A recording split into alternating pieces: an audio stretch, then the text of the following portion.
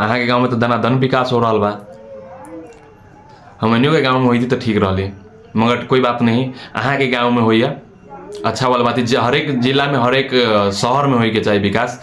अनि ऐसा सोच के तोरा गाँव में विकास हो तो तोरा कौन हिसाब से वोट देवे के है, यही हिसाब से तो वोट भी दिया। देखिए जो अभी चुनाव के एकदम तनाव बढ़ गए। देखिए एगो बालन शाह जी भी आयल जनकपुर में, एकदम तबाही मचा के गेली है ना।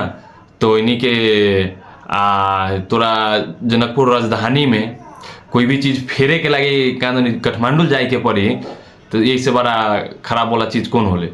जनकपुर राजधानी में से कोई भी चीज़ नहीं काठमांडू जाए के पड़े, जे छोट के भी वोट दिया, जे कभी नहीं जाए के पड़े काठमांडू, काठमांडू घूमे के लगे जाए के पड़े, ये भी सोच के वोट दिया।